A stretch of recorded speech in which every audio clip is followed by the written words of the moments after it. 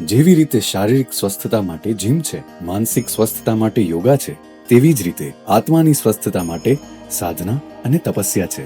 વ્યાયામ જીમ વગર પણ થાય, યોગા ક્લાસીસ વગર પણ થાય, પણ તેવું જીમ અને ક્લાસીસ જેવું વાતાવરણ ન સર્જાય. ત્યાંની ઓરાથી એક અલગ પ્રભાવ પડે. શું છે આ કૈવલ્યધામ? આના વિચારનું મૂળ શું છે? તેની શું વિશેષતાઓ છે? તેમાં કઈ કઈ ગતિવિધિઓ થશે? તો ચાલો આપણે જાણીએ પૂજ્ય ગુરુદેવોના મુખે અને શાસન સેવકોના મુખે. જૈન ધર્મની ઉજ્જવલ પરંપરાનો પુનરુદ્ધાર કરનાર શ્રીમદ લોકાશાહે સમાજને અમૂલ્ય ભેટ અર્પણ કરી છે.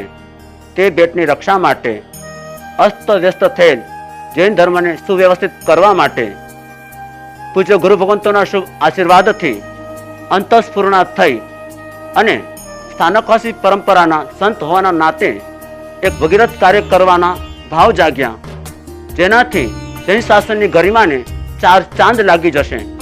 સ્થાનકવાસી સમાજને સંગઠિત કરી ધર્મમાં સ્થિર કરવું, સંત અને સતીજીઓની સેવા વયાવજ કરવા, મનમાં ઉઠેલા વિચારોના તરંગોને સાકાર કરવા માટે પુરુષાર્થ કરવા જઈ રહ્યા છીએ. તે પુરુષાર્થ એટલે કૈવલ્યધામ. બસ આ જ વિચારથી એક એવું સ્થાન નિર્માણ કરવાનો વિચાર આવ્યો કે જ્યાં સાધુ સાધ્વીજીની વૈયાવજ થાય.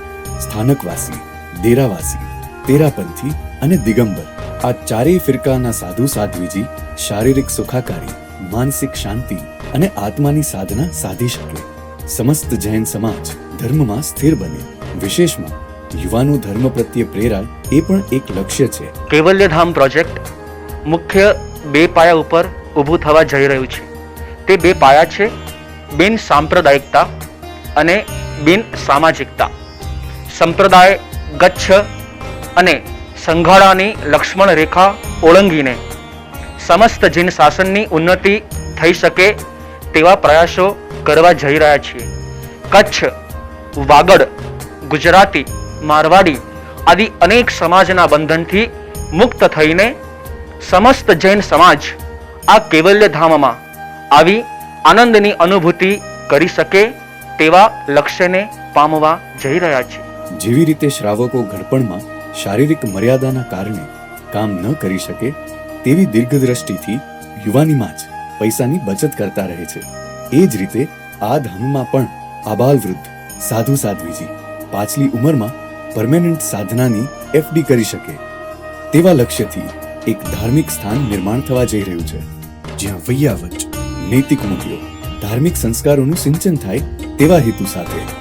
કૈવલ્યધામ એટલે એક યુનિક બિન સંપ્રદાયનું વયાવજ કેન્દ્ર, સાધના અને જ્ઞાનનો ત્રિવેણી સંગમ છે. જેમ નાની મોટી કારોનું આપણે જે સર્વિસિંગ કરીએ છીએ, તેમજ કૈવલ્યધામમાં આવનારા બધા આત્માનું સર્વિસિંગ થશે. આત્માની શુદ્ધિ એ જ આત્માની સિદ્ધિ છે અને અમારા સૌનું લક્ષ્ય અને આપનું સૌનું લક્ષ્ય એ સિદ્ધિ જ છે. પરમાત્માના અનહદ આશીર્વાદ સાથે ગચ્છાધિપતિ આચાર્ય ભગવંત પૂજ્ય ગુરુદેવ શ્રી ભાવચંદ્રજી સ્વામીના અમૃત સમાન આશીર્વાદ સહિત અરહમ ઉપાસક તપસ્વી રત્ન પૂજ્ય શ્રી આગમચંદ્રજી સ્વામીની પાવન પ્રેરણાથી જીન શાસનનું બેનમૂન અમૂલ્ય નજરાણું એટલે કૈવલ્યધામ. અનેક આત્મલક્ષી પ્રવૃત્તિઓનું ઉદ્ગમ સ્થાન એટલે કૈવલ્યધામ.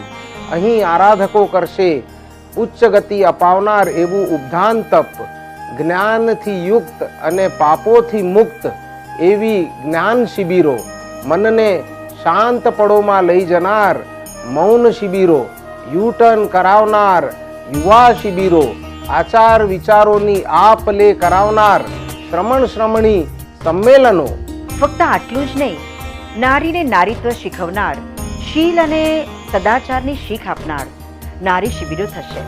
પરમાત્માના સ્વરૂપની પ્રાપ્તિ કરાવનાર બાલ શિબિરો થશે. મોક્ષના ધ્યેયને પમાડનાર ધ્યાન શિબિરો થશે. આવી અનેક આત્મલક્ષી પ્રવૃત્તિઓ કરતા કરતા અને આરાધના કરતા કરતા અરિહંત બનાશે. જેમ ગાગરમાં સાગર ન સમાય, જેમ આકાશને હાથેથી માપી ન શકાય, જેમ મહાસાગરની ઊંડાઈને પરખી ન શકાય, એ જ રીતે શબ્દોમાં કૈવલ્યધામ પ્રોજેક્ટનું વર્ણન કરી ન શકાય. આ પ્રોજેક્ટ અંતર્ગત જે આકાર પામવાનું છે તેની એક ઝલક આપની સમક્ષ રજૂ કરીએ છીએ. સાધુ સાધ્વી સ્થિરવાસ, વયાવચ કેન્દ્ર અને ઉપાશ્રય, ઉદરપૂર્તિ અને સ્વાદપૂર્તિ કરાવનાર એવી ભવ્યથી ભવ્ય ભોજનશાળા, અનંત સાથે આત્માની મૈત્રી કરાવનાર આંબેલ શાળા, અદ્ભુત આતિથ્ય સત્કારનો અનુભવ કરાવનાર અતિથિ ભવન, વડીલો માટે પારસવડલા સમાન વડીલ વંદના, ઘર આંગણે લક્ષ્મીજીની પધરામણી કરાવનાર શ્રી યંત્ર સાધના મંદિર, નવપદમાં સ્થાન અપાવે અને મોક્ષના ધ્યેયને પ્રાપ્ત કરાવે એવું નવકાર સાધના અને ધ્યાન કેન્દ્ર, જીન શાસનની આન બાન અને શાન સમાન વિશાળ શાસન સ્તંભ, જીન શાસનની સ્થાપનાનું પ્રતીક ભવ્ય સમૂહ સરણ, બાલ મનોરંજન માટે કિડ્સ પ્લે એરિયા, જૈન સાહિત્યનું સંવર્ધન અને સંકલનનું સ્થાન એવું જ્ઞાન ભંડાર, શારીરિક વ્યાધિને દૂર કરાવનાર પ્રાથમિક આરોગ્ય કેન્દ્ર, જીન શાસનના હેરિટેજ સમાન મનભાવન મ્યુઝિયમ. આવી કલ્યાણકારી પ્રવૃત્તિઓ દ્વારા આત્મા પરમાત્મા બનશે, જીવ શિવ બનશે. એક જગ્યાએ આગ લાગી ત્યારે એ આગને ઠારવાના પ્રયત્નો સહુ કરવા લાગ્યા. તો આમાં એક ચકલી પોતાના ચોચમાં જેટલું પાણી ભરી શકે પાણી ભરીને આગને ઠારવા લાગી. બધા એના પર હસવા માંડ્યા. એ કહેવા લાગ્યા, શું કામ તું આવા વ્યસ્ત પ્રયત્નો કરે છે? તારા ચોચમાં કેટલું જ પાણી ભરાશે? ત્યારે ચકલી એવો જવાબ આપ્યો કે જ્યારે પણ લોકો આ જગ્યાને યાદ કરશે ત્યારે મારું નામ આગ લગાડવા વાળામાં નહીં, આગ ઠારવા વાળામાં લેવાશે. આપણે સૌએ પણ એવું જ કંઈક કરવાનું છે. આ કૈવલ્ય ધામ મારું કે તમારું નહીં, આપણા સૌનું ધામ છે. માટે નાના મોટા સૌએ મળી જીન શાસનના ભગીરથ કાર્યને વેગ મળે એવો પુરુષાર્થ કરીએ અને પુણ્યાનુબંધી પૂર્ણનું વાચન કરીએ. મુંબઈ નાસિક હાઈવે પર શાહપુર પાસે કલમગામ થાનશિફ્ટ રેલવે સ્ટેશન સમીપે 5 એકર જમીન પર 72,000 સ્ક્વેર ફૂટ બાંધકામ સાથે 72 રૂમ અને 6 હોલના વિશાળ સંકુલ સાથે એક સ્પા ખુલી રહ્યું છે. સ્પા એટલે S = સ્પિરિચ્યુઅલ, P = પરસ્યુએટિંગ, A = આત્મા. જે આત્માને પરમાત્મા સાથે ઘરોબો બાંધવો હોય, સાધના કરવી હોય, શાસનની વૈયાવચ કરવી હોય, તેના માટે આ વરદાન સમાન છે અને તે વરદાનનું નામ છે કૈવલ્યધામ. જેની આતુરતાપૂર્વક રાહ જોવાઈ રહી છે, જેને નિહાળવા આંખો તત્પર બની છે, જેના સ્પંદનો માણવા મન ઈચ્છી રહ્યું છે, તેવા કૈવલ્યધામ પ્રોજેક્ટના પ્રથમ મંડાણ એટલે કે ખાતમુહૂર્તની શુભ ઘડી આવી રહી છે.